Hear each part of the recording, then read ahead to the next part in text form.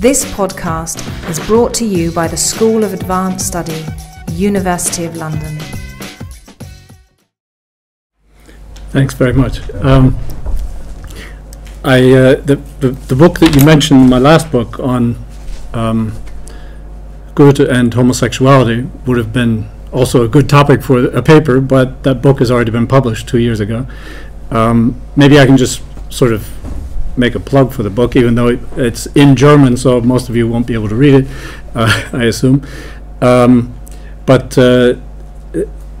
Goethe really has been the object of obsessive biographical studies, and in particular of his love life.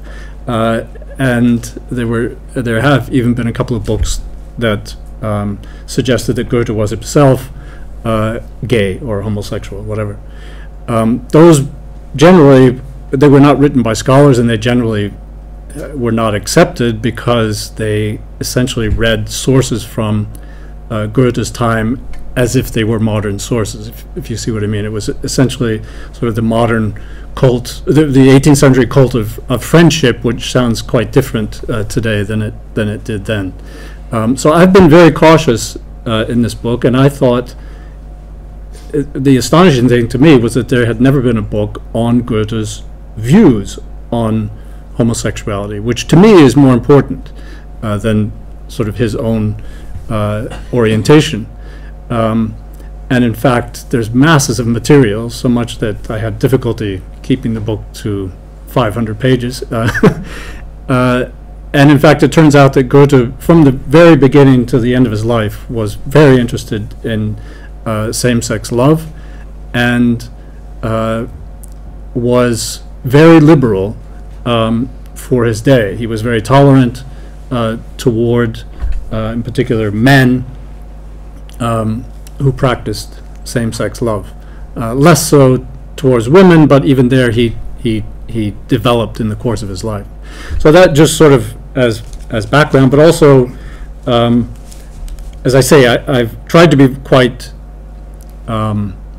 cautious in my approach. I also wrote an article in which I suggested that some texts in the 18th century had been misread around the phenomenon of men kissing each other.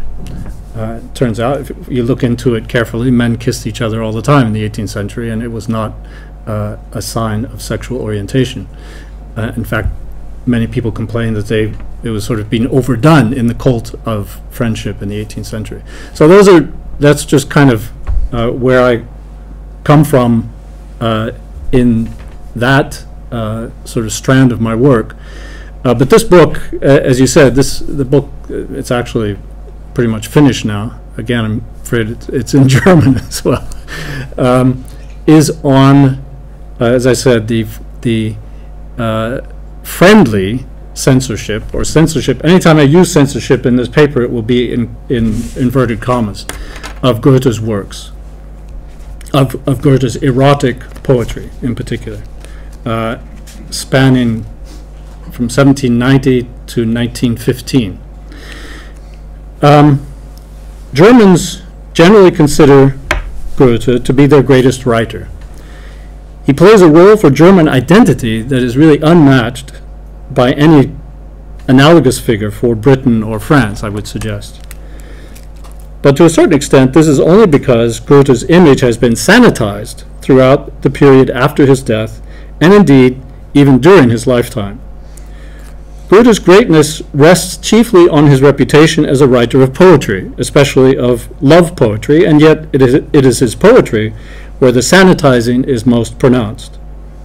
His more narrowly erotic poetry was inspired by his immersion in classical culture on his visit to Rome in 1786 to 88. He had a nice long sort of sabbatical, and by a relationship with an Italian woman there. This period and the decade after it was crucial in Goethe's development as a poet and for the literary movement known as Weimar Classicism, named after the Duchy of Weimar, where Goethe lived for most of his long life. And just sort of as background, I'm not going to go into Goethe's life, but a couple of important facts to know are that, first of all, Goethe was ennobled in 1782. He was made a noble person, and that was partly because he was a minister of state, practically, in classical Weimar, a member of the so-called Geheimes Consilium, which is often translated as Privy Council, the highest governing body in the Duchy of Weimar. So it's after Weimar that Weimar classicism is named, which included not only Goethe but Schiller, Herder, and some others, and it's really considered kind of the one of the great moments of German culture. After his return from Italy to Weimar in 1788, in a state of deep depression in the cold north, he started a scandalous liaison with a woman socially inferior to him, much inferior to him. But unlike many other nobles who secretly supported a mistress, he lived openly with Christiane Vulpius, who soon bore a child. Inspired by this relationship and by the previous one in Italy to a woman whose name we don't know, as well as by a short journey to Venice in 1790, Goethe launched an experiment. Was it possible to publish erotic and obscene poetry written in the mold of the ancients, in particular Propertius and Martial? The experiment failed. The poetry was censored by his friend and editor Schiller before publication, under pressure also from another good friend, his Duke Karl August, as well as by a third, Weimar's leading church official, Johann Gottfried Herder. I'll put these names up in a minute. My thesis is that the failure of this experiment, and indeed the uproar even over the publication of his sanitized poetry, convinced Goethe that from then on he could write erotic poetry only for himself and for close friends, to whom he read it regularly. This is a list of the main erotic poetry of Goethe's. So starting with the Roman elegies, which were published in 1795 in a journal of his friend Schiller. And, there were 20 elegies, but there were 4 that were only published in full in 1915. So those 4 I'm going to focus on in a moment. The Venetian epigrams, which were written largely during his trip to Venice in 1790 and then published in 1796, again by Schiller. There were 103 epigrams in that cycle, but about 50 of them were published only in 1910 and 1915. Then a longer poem called The Diary, Das Tagebuch, 1810 is part of the title. The first publication of that was a limited edition in 1861 from a different manuscript. It was not in Weimar, so things that were not in Weimar themselves were not kept secret. They were eventually published. And then smaller poems that were unpublished in Goethe's lifetime. After Goethe's death in 1832, the editors of his published papers, his unpublished papers, or Nachlass, that is Johann Peter Eckermann, Friedrich Wilhelm Riemer, and Friedrich von Müller, kept the raciest poetry out of print according to what they understood as Goethe's wishes. Other works were published with discreet omissions of offensive expressions following Goethe's own practice in later years of his life. That is, he practiced self-censorship as well. And this is an example from the period after 1832 of a work that is published with omissions. If you look down here, you see the lines with the dots where words have been left out. In this case, not erotic poetry, but scatological expressions, some of which were easily guessed if they were a rhyme word, as is in the case here. The first one, reißen, is the rhyme word. Scheißen, to shit, is the is the word that's blanked out. Finally, in 1885, so skipping ahead 50 years, Goethe's last heir, his grandson Walter, died and bequeathed Goethe's papers, his literary papers, to the Grand Duchess Sophie of Weimar. This is the last phase. And between that time, his heirs had kept an absolute lid on all of Goethe's unpublished erotic poetry. So just to summarize the three phases of censorship that I've dealt with in this book, first of all, Schiller, but also the Duke Karl August of Weimar and Herder, who was the leading church authority in Weimar. Then, in the period 1832 to 36, Eckermann, Riemer, and Müller. Just gave you an example of that period. They had all been friends of Goethe's. And then in 1885 to 1915, first of all, Goethe's grandsons, the last of whom died, the latter died in 1885, and then bequeathed the papers to the Grand Duchess Sophie of Weimar, who herself died in 1897.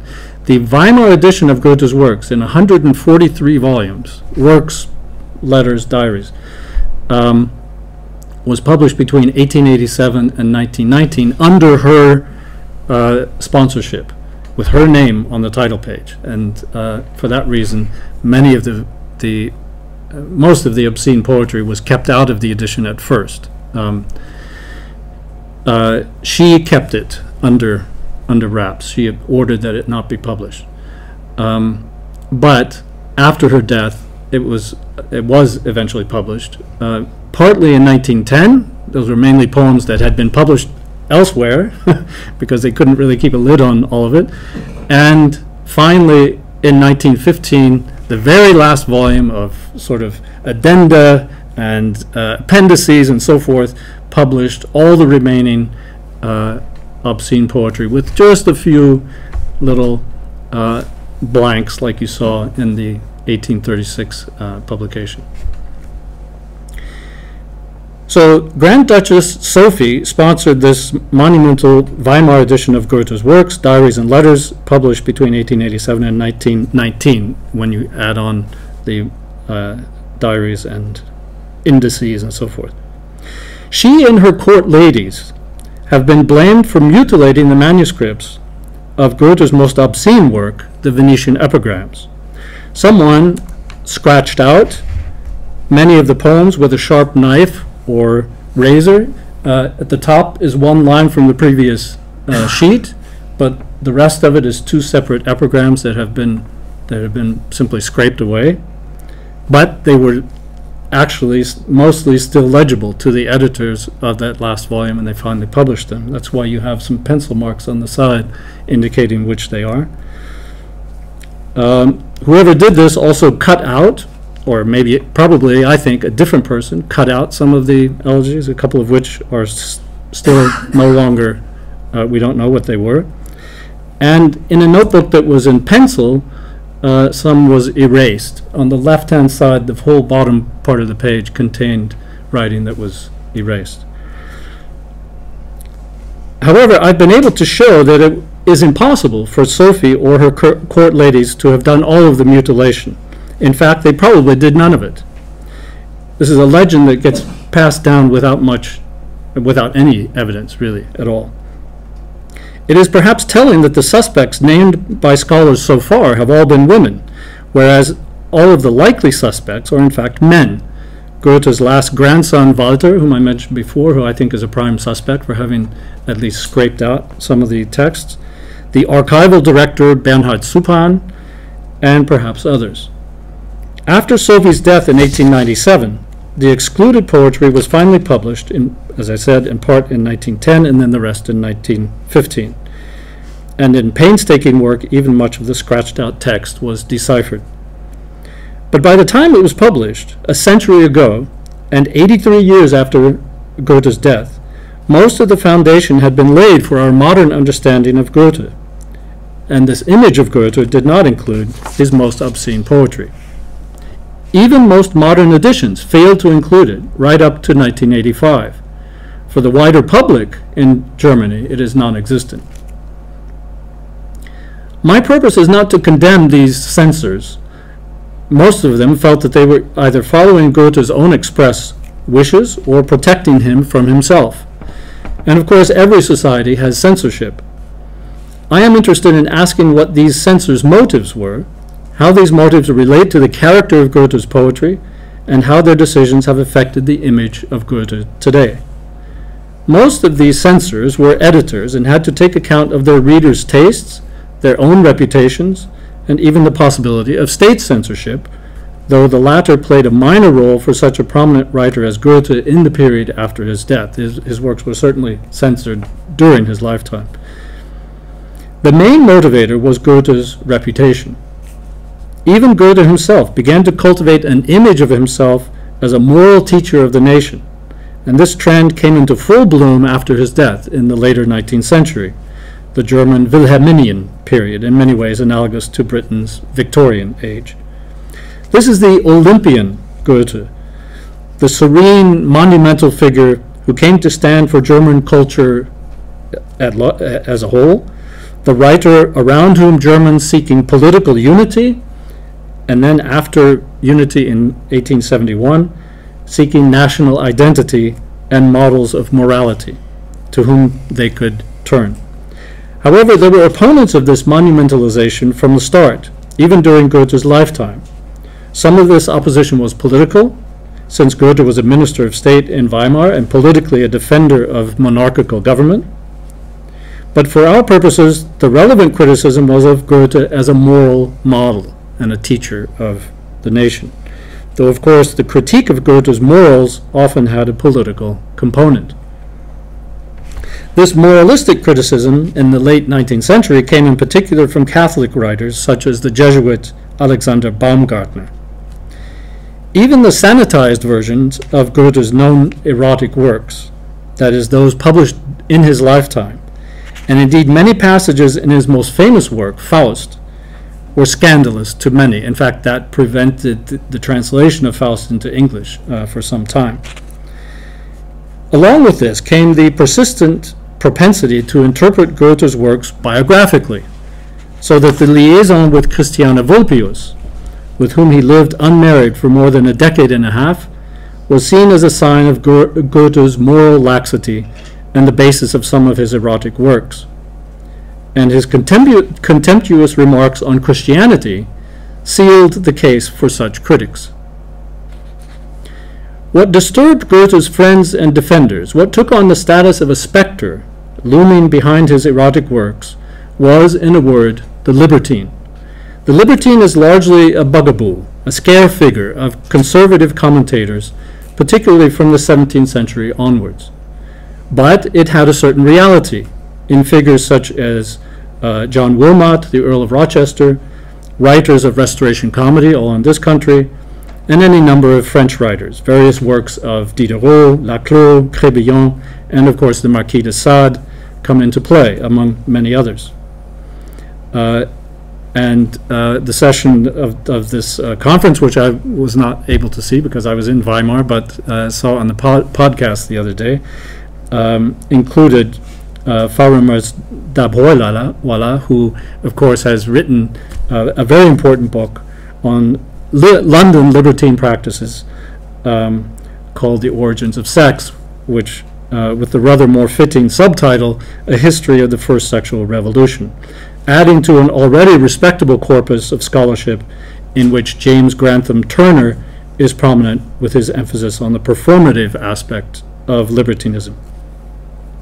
For Germany, the case is rather more thin. We now have Kevin Hilliard's splendid overview of the figures of the Schwärmer, the freethinker, and the libertine in German literature. But the reality of libertine lifestyles in German-speaking lands is rather less well known. Even here, it is mainly writers who have so far been identified, or at least claimed to be libertines, such as Gottfried August Bürger or Wilhelm Heinze. What is the libertine? At the very least, there are two factors: sexual license and religious heterodoxy. The critics of the libertine were somewhat undecided on the role of religion, which became a sort of chicken and egg conundrum. Did the libertine invent a critique of Christianity in order to justify his amours, or did his unbelief lead to loose morals? The question is really immaterial to my purposes, but I would suggest that it is behind everything that writers do, the phenomenon of the libertine. It is behind everything that the censors of Goethe's works and the editors of his works do in their encounters with Goethe's erotic poetry, especially as again and again they mention, in the case of the Venetian epigrams, erotically and religiously offensive material. As I said, the first phase of censorship, which is what I'm going to focus on today, from about 1790 to 99, was crucial for determining Goethe's later reticence and, indeed, I would suggest, future developments in literature. In this first phase, Goethe read some of his Roman elegies to Duke Karl August and the highest ecclesiastical authority in Weimar, his other friend, Herder. You have to realize that Weimar was a town of 8,000 people, and the court was very small. Everyone knew everyone, and all of these people could be counted friends. But the Duke and Herder were both good friends of Goethe's. But Goethe may have, both of them, Karl August and Herder, advised him against publication of the elegies. But Goethe may have misunderstood at least Karl August's criticism, perhaps thinking that the Duke objected only to the two most explicit elegies. Oh, I should have, I have a handout with the German texts for any of you who can read German. Maybe you could give those to anyone who's interested. But I'm going to put the texts up in English on the screen. So the two most explicit elegies are Priapic elegies, excluded by Goethe, but we don't know when, and they feature the god who protected the gardens by punishing thieves with penetration with his ridiculously oversized penis. These are two images from Goethe's own collection. In fact, on the right is a drawing by Goethe himself of a Priapus. Goethe was a fairly accomplished artist as well as poet and scientist and many other things. On the left, a herm of both of them are herms of Priapus, in this case penetrating a man who is sort of hanging around his neck, as far as we can tell. This is not by Goethe, but it was in his collection. Now, one of the two Priapic elegies is addressed to Priapus by the poet, and it turns the Priapic theme on its head. Rather than envisioning a punishment of any who would steal the fruit, as the garden god normally did, Goethe's poetic speaker likens the elegies themselves to fruit and flowers and invites anyone who wants to pick and enjoy them. It's only hypocrites who pretend to be disgusted by what they see who should be punished from behind by his red rod. The last two lines are the lines where this punishment is envisioned of the hypocrites. So he invites people to come and take, instead of punishing them for stealing. But what they should take is the erotic poetry. The other Priapic elegy is spoken by Priapus himself. He rewards the erotic poet with eternal potency. So the last four lines, Priapus says, "Therefore I bless your magnificent central rod. May it always stand up half a foot tall at your beloved's behest. May your member not tire until you have both done the dozen figures Philaenus describes." She was a well-known hetero or prostitute in ancient, or courtesan, you might say, in ancient Greece, and who had written a book about the dozen figures of love, the different positions of love. Finished until you have done the dozen figures that she describes, finished the dance of your joy. I might say that these are translations from the Oxford World Classics, very slim volume of Goethe erotic poems. The translation is by David Luke.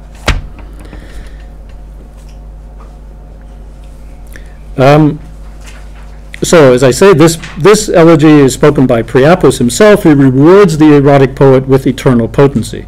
So both poems end with explicit reference to the erect phallus, and therefore would have, in any case, been offensive to contemporary taste in 1790. Whether they were originally part of the cycle is disputed, though I agree with Hans Rudolf Vage, who incidentally wrote the introduction to this as well, that they probably were intended originally as part of the cycle. The first would have been the prologue, referring to the cycle as a flower bed, neatly divided, that is, into elegies. The second would have been the epilogue, in which Priapus rewards the poet for restoring him to glory.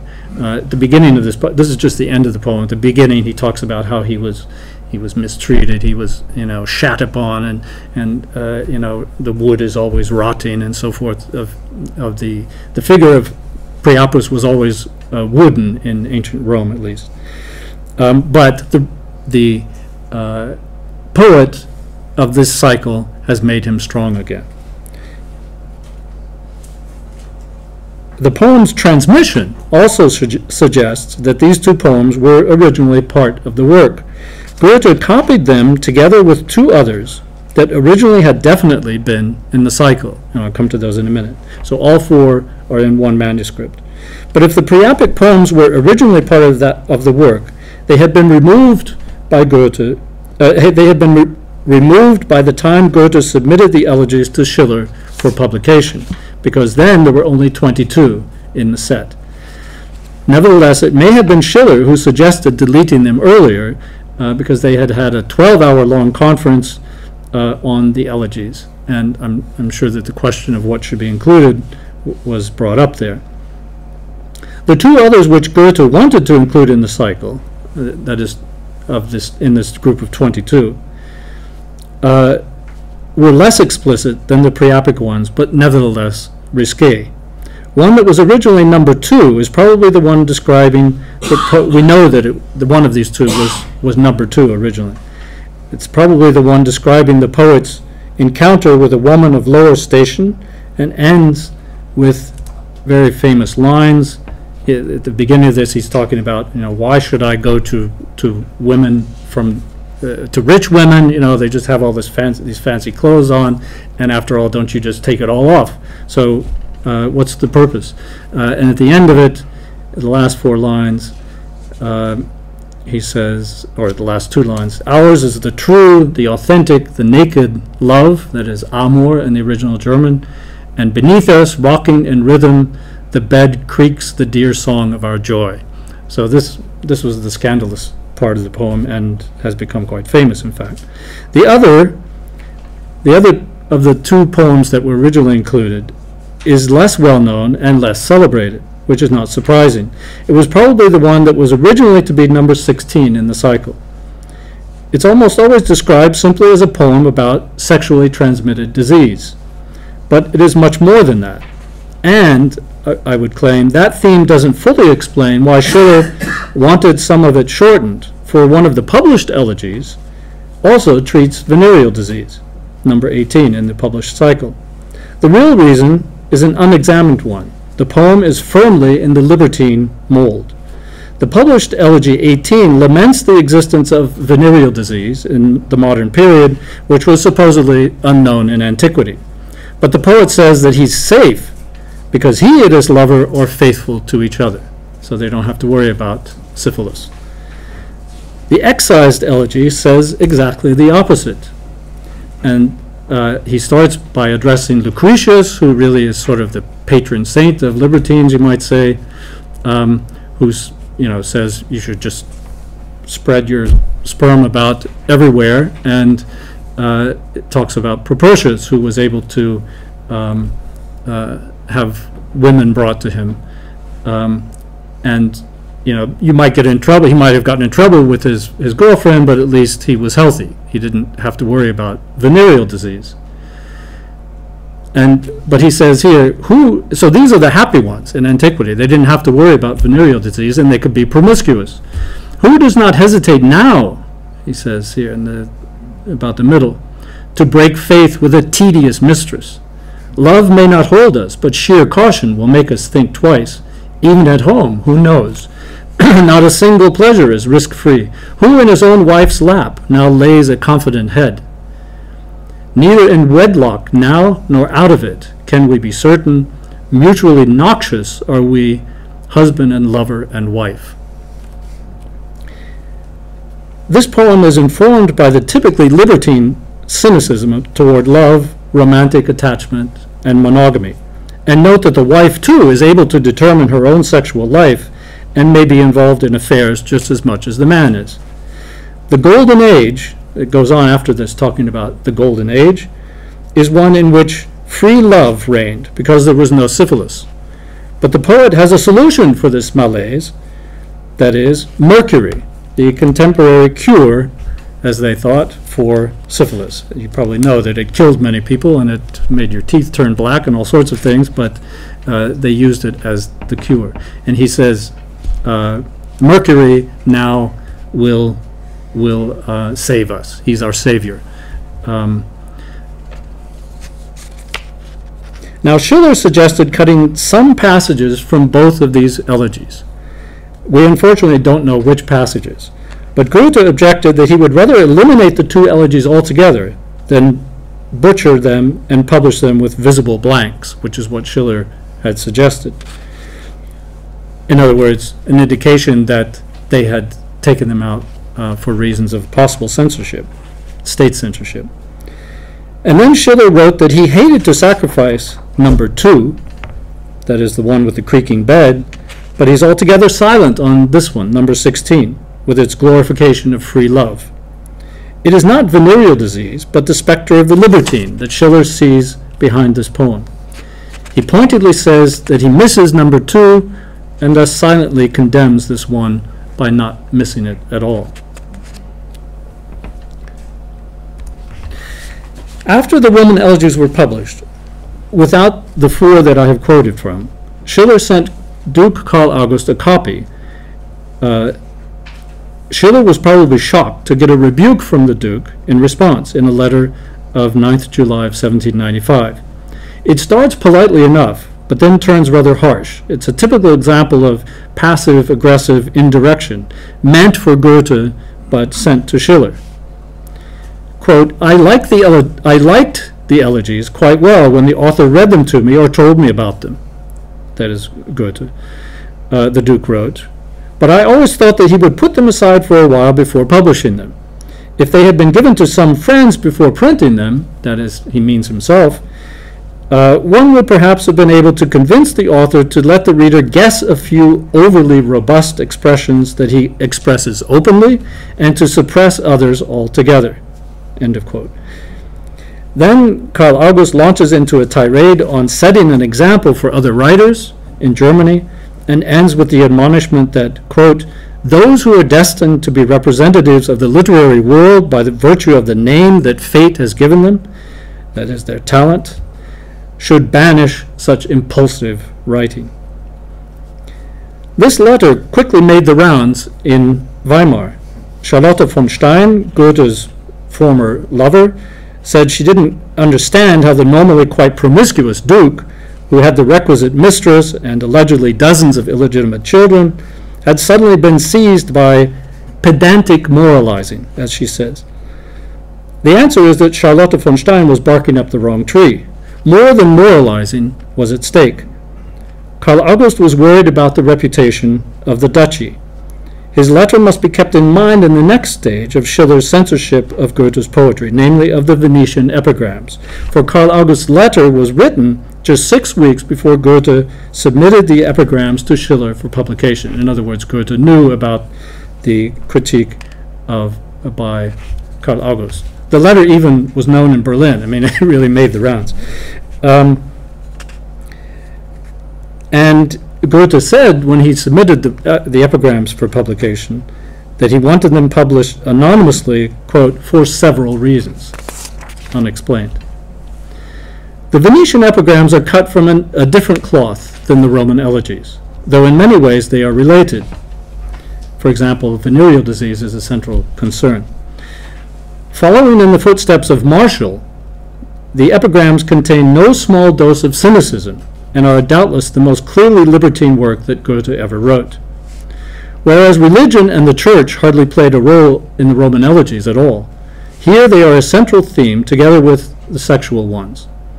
Of course, many of the epigrams simply explore sexuality. For example, this one, where he wishes that the Venetian prostitutes' vaginas were as narrow as its alleyways rather than as wide as its canals. In another, he takes up the requisite libertine theme of pederasty, nowadays a well-known poem. Well, I suppose I've loved boys as well, but girls are much better. When she's lost charm as a girl, give her a turn as a boy. So she can serve you like a boy does. In fact, the German word here is dienen, serve. She will serve you. Let her serve you like a boy. But in some of his cheekiest poems, so this is sort of simply erotic, obscene poetry, but in some of the cheekiest poems that Goethe ever wrote, he combines sexual with religious heterodoxy. This one, for example, show us the parts of the Lord. Now, he's in Venice, you have to realize, when he writes these around Easter. Show us the parts of the Lord, the relics.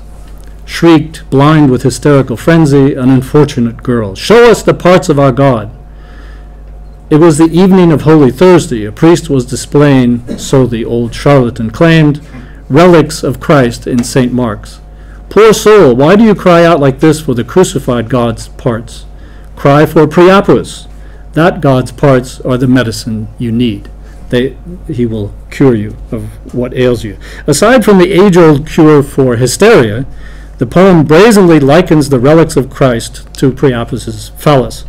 But of course, the poet could plead that he doesn't really believe that they're relics, and thus it's not really a parallel, so that he mainly criticizes that cult and the Catholic Church, as in many other epigrams. But fairly often, the critique is directed squarely at Christianity, and not just at Catholicism or its dogmas.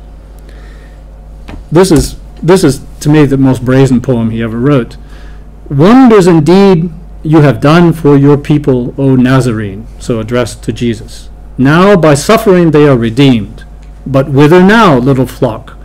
For they must still live, still beget children, using the biblical expression then, that's the admonishment to bear children. Yet do so like Christians. That is, they have to be married.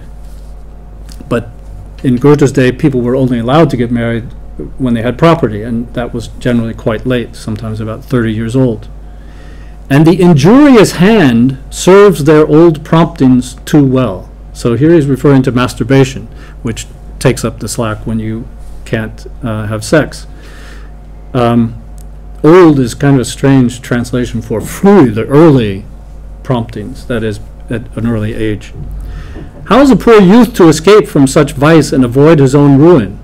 Lais, a word for an ancient prostitute, will do him no good. She'll inflict pleasures that burn, that is, syphilis. Come down again, O God of creation, that is, Jesus, and suffer again here. Come, bring your people a new cure for this double-edged woe, syphilis and masturbation, because masturbation was considered to weaken the person and cause all sorts of problems, health problems. Cleanse the sources of joy and of life by some miracle. I'll be your St. Paul in that case, in that cause, Stephen as well, if you like. So, Jesus, if you want to redeem us better than in your first failed attempt, come down to earth and free us from masturbation and syphilis with a new, better miracle by purifying our genitals and genital fluids, because the parallels to other poems make it very clear that he's talking, the source of life is the genital fluids that, in his understanding, transported syphilis. If you do that, I'll be your apostle or even your martyr, St. Stephen. This is Goethe's paradigmatic libertine poem, combining the sexual and the religious dissidence, if you will. If you do that, and notice that here, as elsewhere in the epigrams, he pays great attention to non-reproductive sexuality, another mainstay of the libertine corpus: masturbation, prostitution, and other non-marital sex, and in other poems, same-sex sexuality, as I showed you the one. And even in one poem, he describes autocunnilingus by a fictionalized street contortionist in Venice. A poem that ends, quote, "She doesn't pay much attention to men." And in another version, another draft, it ends, "Then she doesn't need us, is sufficient unto herself." It is, in fact, autonomous or at least active female sexuality that especially fascinates the poet. He relates a tale of two prostitutes who try to give him a hand job in a tavern, and the most intriguing part of it, about it for the poet is, quote, "She does the work and not you," that is, you, the reader, the male reader. Recall that in Elegy 16, too, women are also characterized as promiscuous and therefore possible carriers of syphilis. They obviously don't allow their sexuality to be determined by men or their husbands, who are in a sense relegated to passive roles. In most ways, this poetry goes even beyond Rochester, who is usually happy to describe the traditionally active male role and conventional genital sex, though in a couple of poems there is the requisite boy that is usually part of the libertine mode. So it's hardly surprising that Schiller censored the epigrams. Various commentators have suggested that the penciled lines crossing out the most salacious epigrams may have been Schiller's. You can see, in fact, on this page, everything is crossed out in pencil in the main manuscript of the Venetian epigrams. So some people, several scholars have suggested that this may have been done by Schiller, but in fact I've been able to prove, based on a letter of Goethe to Schiller, that these deletions are definitely Schiller's. Part of the problem, as I said, is that Goethe's works have always been interpreted biographically, as they were in his own day, to a large extent following Goethe's own lead. And in fact, Schiller himself hinted elsewhere that he interpreted the epigrams entirely in this way, as if Goethe was speaking in his own voice. Modern critics, too, are not reticent in this respect, whereas they usually draw a clear distinction, as I have up to now, between the historical author on the one hand and a fictionalized poet figure, a persona or poetic speaker, on the other hand. This distance has tended to disappear in the case of the Venetian epigrams. Nicholas Boyle writes in his celebrated Goethe biography, quote, "Never before in his writing have views been expressed in so undramatized a form," as in these elegies, "so unattached to any persona other than that of Goethe at a particular time and in a particular place. Goethe speaks in his own voice," end of quote. So to summarize Schiller's motivations, I think he may have had at least 4 motivations for censoring the Venetian epigrams. First, he may have been concerned about possible bans of the periodical in which the epigrams appeared, particularly in Berlin, where it was printed. Second, he may have been worried about his own reputation, particularly since he had a few literary skeletons in his own closet, a couple of early poems that verged on the obscene, and a play called The Robbers that presented a band of brigands described in the play as ex-libertines, a play that had been trumpeted as insurrectionist in revolutionary France just a couple of years earlier. So he may have been sort of on the run from these his own past, you might say. Third, Schiller may have had the Duke's critique of the published Roman elegies in mind, and the Duke was, of course, his employer. He was a professor at the University of Vienna. Fourth, however, he was doubtless protecting Goethe from a storm of protest. If he imagined public criticism coming, he was right. But Goethe and Schiller partly provoked it by publishing a collection of caustic epigrams called the Xenien, in which they attacked quite intemperately all of their critics, political and literary. The elegies had initially met with stony silence in the media and were condemned only privately in Weimar itself. But the Xenien loosened the tongues of the two poets' critics, who now furiously lashed out at both the elegies and the epigrams. I won't get into the details of this major literary war, but it targeted Goethe as promiscuous and atheistic. His live-in mistress, Christiane Vulpius, was attributed, entirely fictionally, with a major role in supposedly instigating these works, as well as the Xenian themselves, and of course her bastard son came in for his share of gleeful scorn. Even Duke Karl August, supposedly part of a coterie that urged Goethe on in his horrid ways, was targeted, quite unusually for, in the case of a reigning prince in German lands, who normally were absolutely off limits for critique.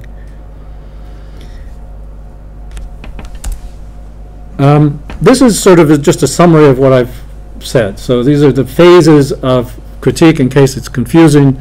So initially critique by Goethe, by Karl August and Herder. Then the Roman elegies are published. Then Karl August criticizes the published elegies, even without the four most obscene ones. Then Schiller's censorship of the Venetian epigrams. And then the attacks by Goethe and Schiller, the counterattacks. And now I come to a poem. There's a response by Goethe to this critique. It was a poem of protest against the critics of his erotic poetry. His poem has the title Hermann and Dorothea, because in it he mainly advertises his newest work, a large epic poem of the same name. But he begins this poem with lines that have always been seen as a response to the public critics of the Xenian, but which were also, I believe, directed at other critics of his erotic poetry, like his own Duke, Karl August, and Herder. The relevant passage in my translation, because I couldn't find one, and I haven't tried to reproduce the meter of the hexameters and pentameters like David Luke had to do, but simply give you straightforward, fairly close translation. So they say it is a crime that Propertius inspired me, that cheeky Martial, too, kept me company. And Propertius was the inspirer of the Roman elegies and Martial of the Venetian epigrams. That I didn't leave the ancients to their musty school, that they were keen to follow me into my life from Italy, that is back to Weimar. That I strive faithfully to follow nature and art, that I haven't let words or dogmas restrict me, that station, rank, and vocation have not changed me, a human being, that I have scorned the feeble hypocrite's mask. It's the rabble that sees in me such flaws, O muse, flaws that you, that is the muse, cultivate, and thinks me part of the rabble, to be like themselves. Even the better ones, the good-natured German, wants to change me. But you alone, O muse, command me, for it is you who renews my youth with fresh vigor and promises it to me until my very last days. Goethe responds here to both to critics of his erotic works and critics of his private love life. The line about station and rank points clearly enough to his relationship with a woman who had worked in a small manufacturer making artificial flowers when he first met her, Christiane Vulpius. He is defiant. He will not follow even those better contemporaries, like Herder and Karl August, who seek to divert him from his path. Instead, he will follow his muse, which of course means that he follows no one but himself.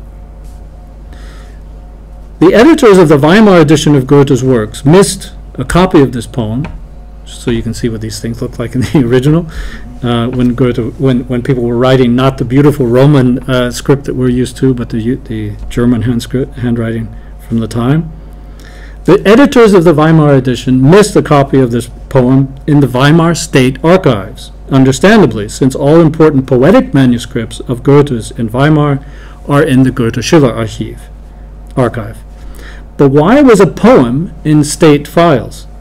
The copy was published in 1919, this copy, but without the accompanying letter by the Duke Karl August. You can read that too, right? Very easily. Goethe's poem, and this is my translation of that letter that accompanied the poem in the file. I desire that you should read the enclosed before your journey. After that, send it to Privy Councillor Vogt, who was the main sort of statesman. There will have to be considerable discussion of this subject. It is desirable that one takes the best measures. Very euphemistic. I will not ask that it be reported on before your return. So we don't know more than that. So Goethe's poem was apparently given to the Duke in a copy whose scribe has still not been identified despite extensive efforts in the archives. Astonishingly enough, the Duke makes the poem into a matter of state and plans to have one of his advisors give him a presentation on the issue. The German word is a Vortrag. We don't know whether the poem was actually discussed at a meeting of the Privy Council. Ironically enough, it would have met without Goethe. Though he was nominally still a member, he rarely attended meetings at this stage. It is almost unthinkable that such a session did not happen, because countless documents in the archives indicate that when the Duke asked for a report, he got it. The only explanation for this document, I think, is that the Duke increasingly saw the conflict in the literary world, the Xenian debate, which from the beginning had targeted Goethe's erotic poetry, as damaging to the reputation of Weimar, his dynasty, and himself personally. You remember that there was criticism of him in this debate. One of Goethe's critics even claims that a duke who harbors a privy councillor, that is Goethe, who lives in open sin and writes verses celebrating prostitutes, is incapable of ruling wisely. No wonder then that Karl August intervened, and I would suggest that the intervention had the desired effect. The Duke's letter is unfortunately undated, but it stems from either early 1797, just when Goethe had circulated manuscript copies of the poem to friends all around Germany in a sort of PR campaign. In fact, a copy even turned up in Austria. So it's either from that period, 1797, or 2 years later in 1799, based on evidence in the file. The poem was only published the next year in 1800, but in revised and muted form. Now the ancients have not followed him from Italy, but to Italy. So that takes attention entirely away from Weimar as the locus of his transgressions. That is Christiane Vulpius. And the specificity of the line, maybe I should go back to the poem, that station, rank, and vocation have not changed me, a human being, was changed to that life's binding urge does not change a human being. So it's very euphemistic and hardly recognizable in the same terms. These changes are subtle, but they mask Goethe's personal investment in his erotic poetry and his claim to write and live as he wanted. My assumption then is that someone from the Privy Council, probably his friend and colleague Vogt, who was often assigned to such tasks, spoke to Goethe and convinced him to tone down the poem a bit if he was to publish it. Such things were handled behind the scenes in Weimar, as was the censoring itself, because the liberal reputation of the duchy was of supreme importance to all concerned. After all, Weimar had no state censorship of a formal sort, and relied on this kind of informal pressure, as quite a few cases show clearly. Goethe had already penned another protest, hidden in plain sight. In the final published version of the Roman elegies, there is one that, as careful examination of the manuscript shows, was added at a very late stage. Goethe pasted it into the manuscript in place of another, in place either of an earlier version of the same elegy or of a different one.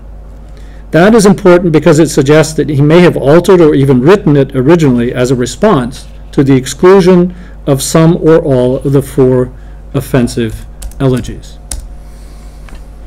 I won't read this whole thing, but basically this is the entire elegy, but it talks at the beginning of a pantheon of gods, of statues of the gods, and at the end, the last 4 lines, we read, "But on soft Bacchus," that is Dionysius, "the dreamer, the gaze of the lovely Cythera," which is Venus, "falls with sweet longing. Her eyes, even in marble, are moist. She remembers his ardent embrace, and seems to be asking, 'Where is our glorious son? Here at our side he should stand.'" Venus, the goddess of love, laments the absence of her son Priapus in the supposed pantheon of the god, because Priapus was the son of Bacchus and Venus. This elegy gives a more exact indication of what Goethe's lament was: the suppression of Priapic poetry. Priapic poetry had a long tradition, back to the ancient Latin collection called Carmina Priapea, for which Goethe had written a joking Latin commentary just before beginning work on the Venetian epigrams. Priapus stands for transgressive erotic poetry, even pornography. After all, the definition of pornography in our modern literary reference works calls it, quote, the depiction of sexual acts with one-sided focus on genitals and omission of the psychic and emotional components of sexuality, or texts which, quote, represent sexual acts in explicit and arousing ways and direct the attention of the viewer or reader to genitalia and the physical consummation. Notice the absence of love, because that is a central focus of the libertine mode. Where there is a libertine, pornography is not far away, right down to the exclusion of affect. Whether we can really speak of arousal, as this definition does, by Goethe's erotic poetry will be a matter of some dispute, but arousal is ultimately a culturally specific phenomenon. Regardless of our definitions, regardless of whether this is pornography, in other words, Goethe lamented the suppression of his explicit erotic poetry. His experiment had failed. From this point on, as I said, he gave up the idea of publishing erotic poetry, at least in his lifetime. He did write more such poetry, especially the longer poem that I mentioned, The Diary, which treats erectile dysfunction, as we would say, and also has its share of religious brazenness. But he only read this poem to friends, saying to Eckermann that his contemporaries were not ready for it. He clearly thought that it and other works, the ones that I've shown you, would be publishable sometime in the future, after his death. Unlike works that he really didn't want published and burned, he kept these manuscripts, indeed copied them in beautiful Roman script into fair copies, and carefully preserved them. However, as I said before, the damage had been done, and the damage to German literature as well. How many other poets, we have to ask, would have followed the example of the celebrated Goethe had they known of his explicit poetry? By the time it was all published in 1950, and indeed in a form that was hardly conducive to wide dissemination, it was too late to influence a large chunk of modern literature. It was also too late, one might say in passing, to have much of an impact abroad. In the period before the First World War, when German culture and literature were a central point of reference in this country and elsewhere, Goethe's most obscene poetry was unknown. The spectre of the libertine, then, had claimed more than one victim. I wanted just to end by very briefly giving three sort of ways that I see a connection with the history of sexuality, since I'm speaking to historians about very literary things. For one, the history of censorship has been one-dimensionally focused on state censorship, whereas soft or friendly censorship of the type that I've described, as well as self-censorship, which is closely related, is arguably more effective, more pernicious than official censorship.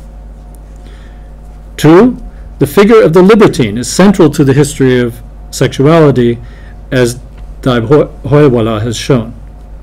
There was an interesting debate in that first session between Garthine Walker and him on really the question of the libertine and the fact that it really did not bring much in the way of emancipation or liberation to women.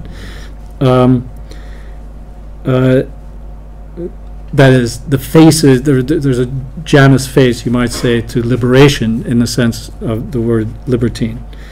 I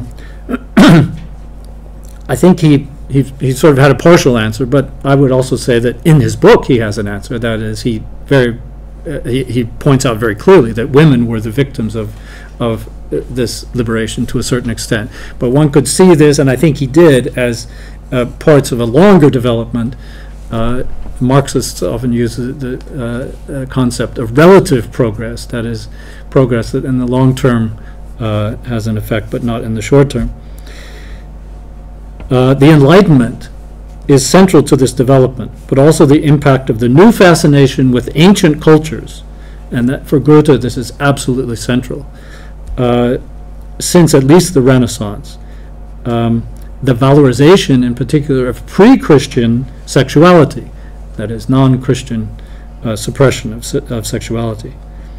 Third, by criticizing this religious propagation of purely procreative sexuality, and in his images of non-procreative sexuality and of women's active sexuality, Goethe and others pose a challenge to their audience's understanding of social, religious, cultural, and even juridical norms. In fact, the definition of sodomy in this period was non-procreative sexuality, so that you could define, in the definitions of sodomy were included masturbation, bestiality, even sex with the devil. I mean, everything except for sex in order to produce offspring between a man and a woman. So maybe I'll end there.